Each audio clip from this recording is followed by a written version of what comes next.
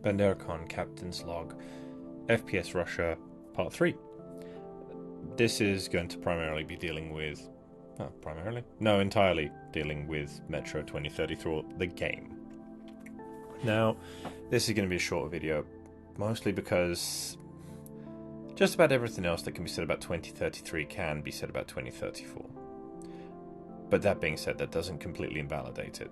The game is, in my opinion, it is a sequel that works on everything that was in the first game and polishes it up and gives it a little nip tuck, and it's still fantastic. All of the mechanics are still the same. You still have the idea of bullets as currency versus bullets as ammunition.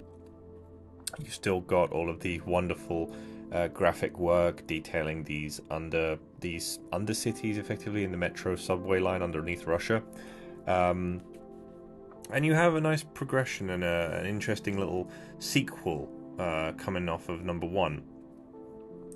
Now, again, I'm going to have a bit of trouble here, the same way I did trying to really say much about the Shadowrun games past Dragonfall, because the games are very much the same. It's a straight sequel, but I would still say it's absolutely worth your time.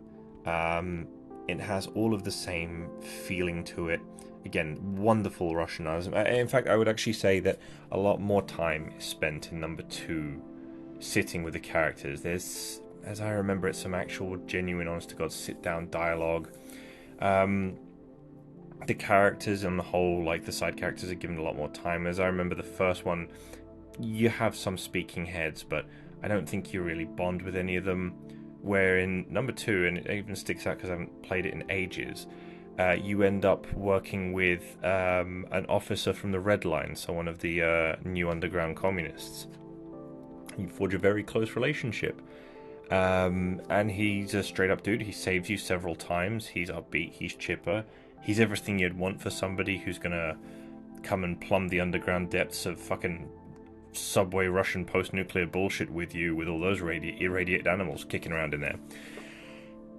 And then, like every good communist, once he's got what he needs for the greater good, he sticks the knife in you and twists it.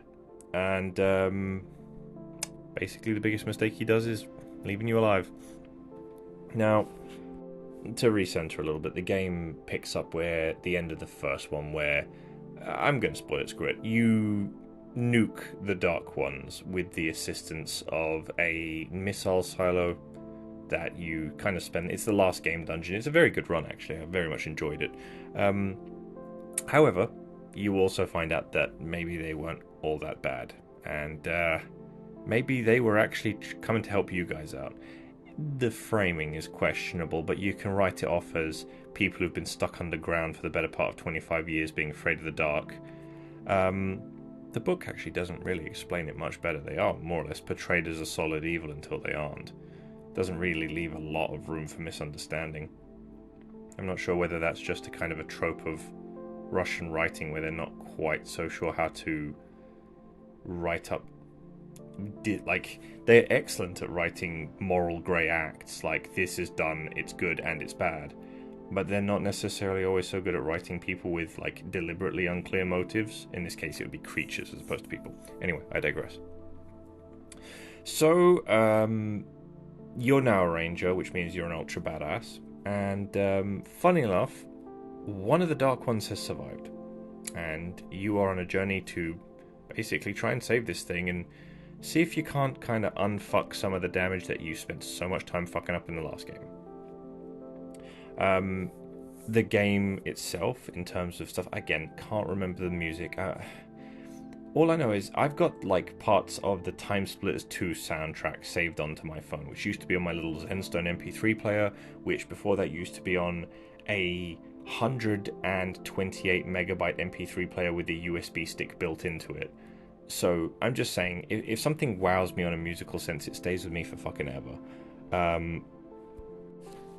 The game does that thing that does annoy me again, in that it foists a morality system on you, and it gives you the impression, like a kind of a Mass Effect-y way. You've got several options along the line, whether you want to spare people or not and be horrible. The thing is, you can pick every good moral choice from those binary outcomes and still get the bad decision because you've been murdering along the way. Funnily enough, because you've been swapping lead with people the entire game. And again, it's a first-person shooter at the end of the day. It's a story-driven, highly atmospheric one, but again, you are interacting with the world around you via the medium of lead. So, again, I may well play it. I just haven't yet built up the gumption to do so. Maybe when I'm on annual leave again, I'll pick it up and give it a once-over. Write a little Steam review, who knows. Anyway, again, shorter video, much of the same ground covered. Call to action is wait till it's cheap, buy it. And I know it's going to be cheap soon because I just bought Metro Exodus for like 60% off, so just saying. Anyway, Banderacon out.